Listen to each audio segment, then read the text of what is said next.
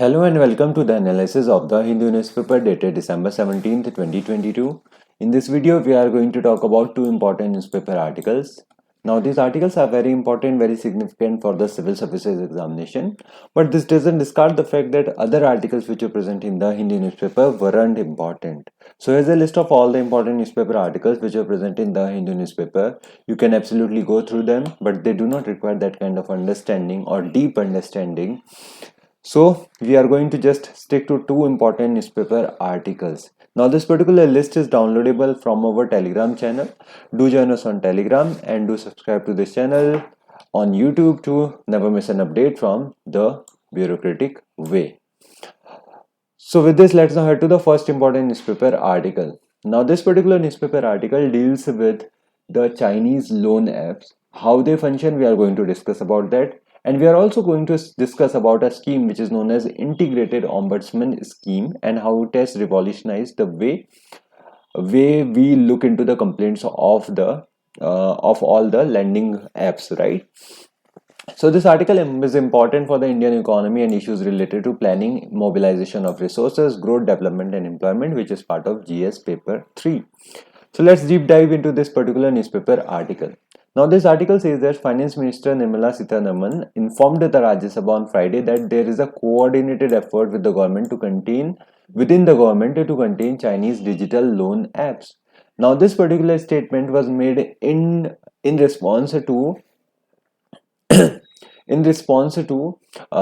a question raised by Trinamool Congress MP Nadimul Haq, who raised the issue of unethical practices of digital lending apps, including financial harms on economically weaker borrowers of the country. How they are hurting the economically borrowers, we are going to talk about it.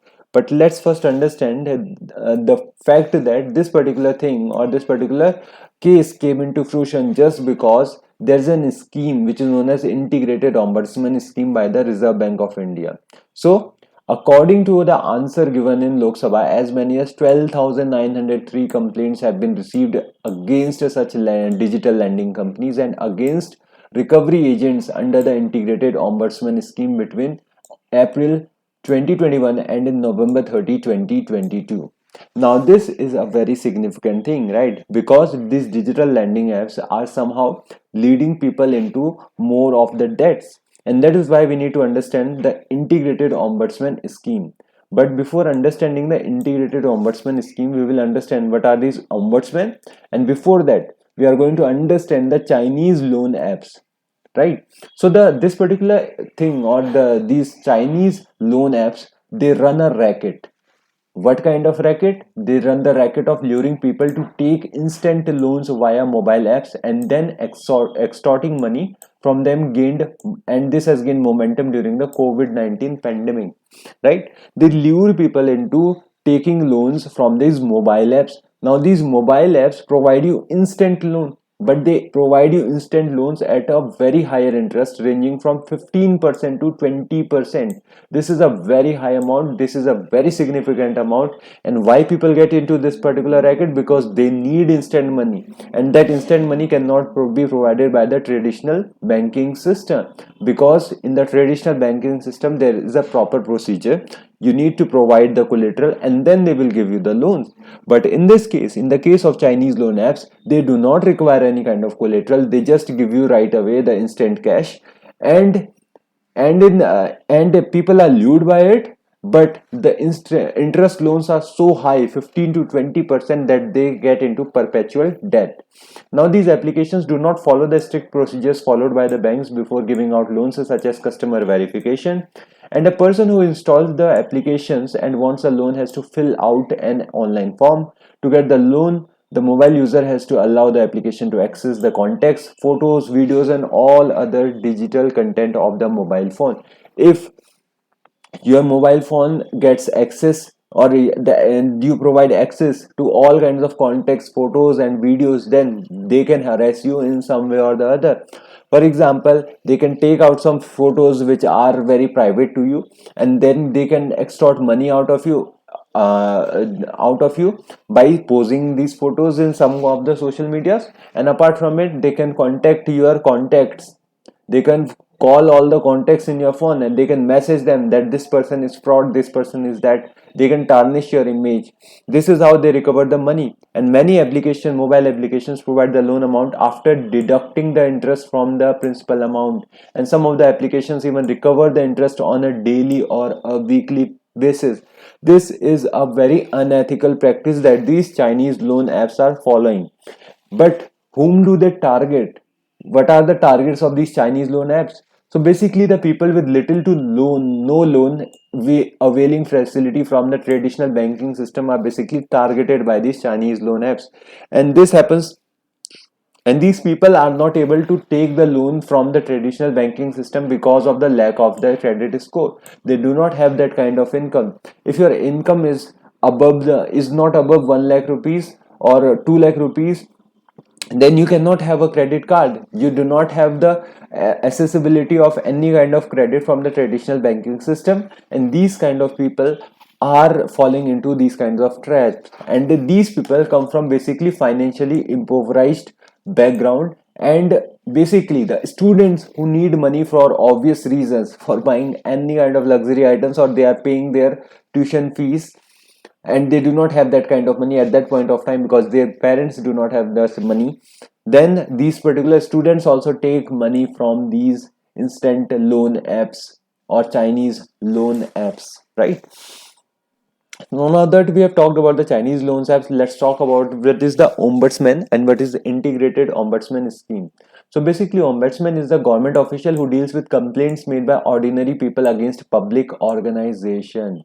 If you have a complaint against any of the public organization or the government organization, then there is an official with whom you can file a complaint. This is the basic function of ombudsman. Now, this concept of ombudsman arrived from Sweden, and it means an officer appointed by the legislature to handle complaints against a service or administrative authority. Basically, this is the function of the ombudsman. Now, ombudsmen are of three types according to the kind of the work they do, right? So the first kind of ombudsman is the insurance ombudsman, second one is the income tax ombudsman, and the third one is the banking ombudsman. Now, now that we have talked about the ombudsman, let's now talk about the integrated ombudsman scheme.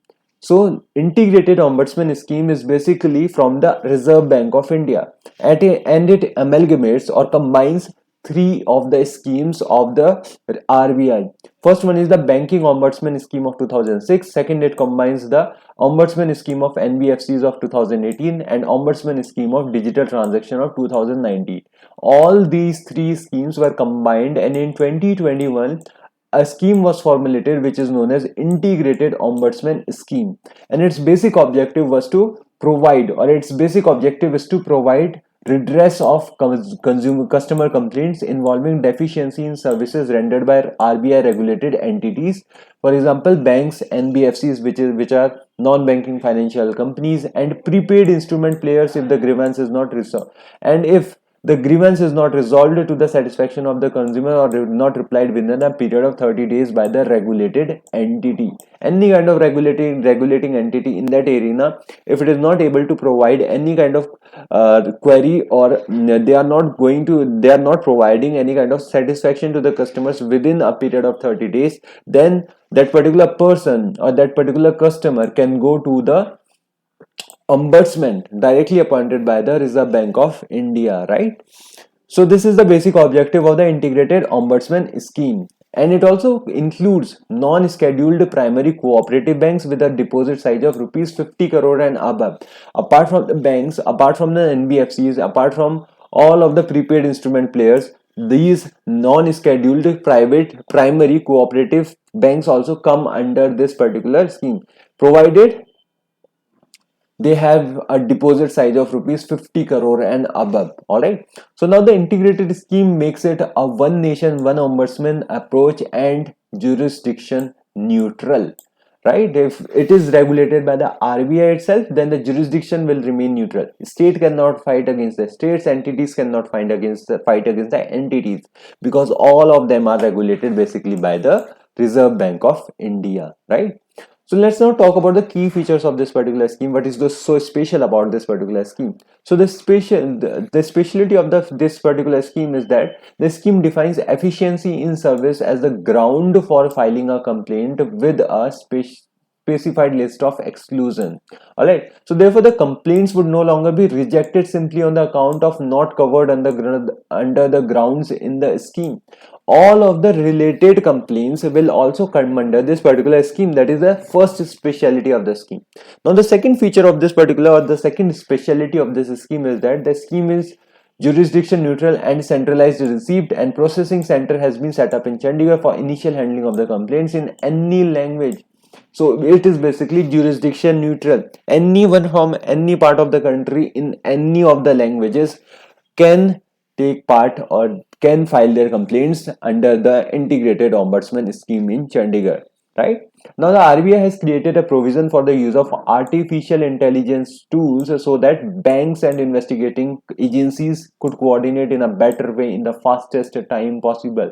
And to make this particular thing efficient, we are using AI tools as well, and the bank customers will be able to file complaints, submit documents, track status, and give feedback through a single email address.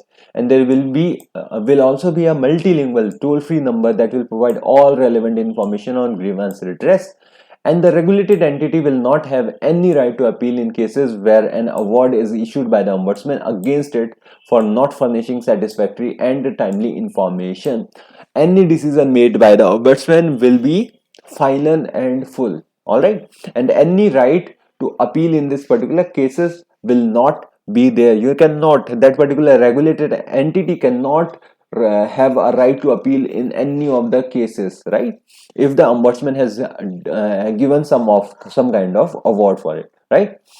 So if we talk about the appellate authority in this regard, then RBI's executive director in charge of the Consumer Education and Protection Department would be the appellate authority under the integrated scheme.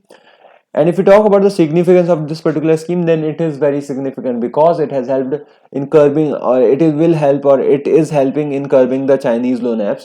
So this will help in improving grievance redress mechanism for resolving customer complaints against RBI's regulated entities, and it is expected to ensure uniformity and streamline user-friendly mechanisms which will add value to the scheme and bring customer delight and financial inclusion. And apart from it, 44 crore loan account holders and 220 crore deposit holders account holders would directly benefit from the single ombudsman, and they would now be able to lodge a complaint and track their complaints on the same platform. This is the particular significance of it. It brings all of the complaints under a single umbrella. They can file under a single email ID, right? That is the basic significance of this particular scheme. So with this, let's end this particular newspaper article because we have talked a lot about it, right? We have talked about the Chinese loan apps, we have talked about the ombudsman, who is ombudsman, what is its function. We have also talked about the RBI's integrated ombudsman scheme. We have talked about its features. We have talked about its appellate authority. We have also talked about the significance of this particular scheme. So this is it regarding this particular newspaper article. Let's now head to the next important newspaper article. Now this particular newspaper article talks about the fact that India is likely to post high percentage rise in the coal use. Now this particular newspaper article has arisen due to the fact that a report has been presented by the International Energy Agency. And this article becomes very important, very significant for the GS paper 3, that is infrastructure, energy, ports, roads, airports, railways. And in this case, basically it is regarding the energy, right? Because coal provides you energy, it provides you electricity, and that is why it becomes important. So now this particular article says that India is projected to add the largest increase in coal use in the coming years globally ahead of China and European Union, a report by the International Energy Agency said on Friday. Right? This particular report needs to be taken with a pinch of salt because it has been presented by the International Energy Agency. It is going to talk all good about the European Union, and it is somewhat going to criticize India, right? So this needs to be taken with a pinch of salt. And this article says that India is expected to increase use by 7% over previous years, or about 70 million tons, followed by European Union and China which is increasing at 0.4%, and European Union is increasing at 6%. Basically, India is what? India is a large country, right? So it's natural for India to use more of the more of the coal in order to produce the electricity. And at the same time, it is a developing country. It is not a developed country like the European Union, a developed entity like the European Union, or it is not developed like the China. So India needs to use the coal. India needs to have, it has the energy needs. It is going to be the largest population in the coming years. So we need electricity, right? In order to fulfill our demands. But this particular report by the International Energy Agency says that India will increase use by 7%, which is harmful for the nature. But they do not talk about the fact that how they in the history they have exploited all the natural resources. Now this particular report criticizes India over the fact that while coal power fire power generation in China and India is rising to keep pace with the stronger demand, several European countries have been temporarily switching to coal due to record high prices for natural gas. Now that they are facing the energy crisis, now that they are not being supplied by the natural gas by the Russians, or they have somewhat reduced their use of the natural gas, they are saying that they can use the natural gas, it's fine, but we cannot use. How it is fair, right? But we need to understand this particular report further. So this report says that even though global coal demand is set to increase marginally by 1.2% from the previous year in 2022, it would be enough to push it to an all-time high about 8 billion tons in a single year, and a record since 2013 amid the energy crisis. No doubt about the fact that coal power plants, all of these are increasing, but we also need to take into account that India cares about it cares about the renewable energies, it cares about the non-renewable energies, it cares about all of the energy sources, it cares about the solar energy, it has the International Solar Alliance, it seeks to go into the all the renewable sources of energy, right? But these kind of criticism are actually unfair from all of these reports, right? So this particular article also says that this doesn't spell good news for the planet, especially in the light of the international climate change agreements. And India does it seeks to make the carbon emissions very low, and that is why all of the schemes, all of the efforts are made towards the wind energy, solar energy, all the non-renewable sources of energy. But they are not produced at that scale, and we are scaling at a very significant level. And we hope that India also decreases its use of non-renewable energy, but that shouldn't come at the cost of the growth, because India needs to grow, it needs to show the leadership in the world. So this is it regarding this particular newspaper article, and this is it for the day. Thank you from my side. Do like and share the video and subscribe to this channel. Have a good day. Bye.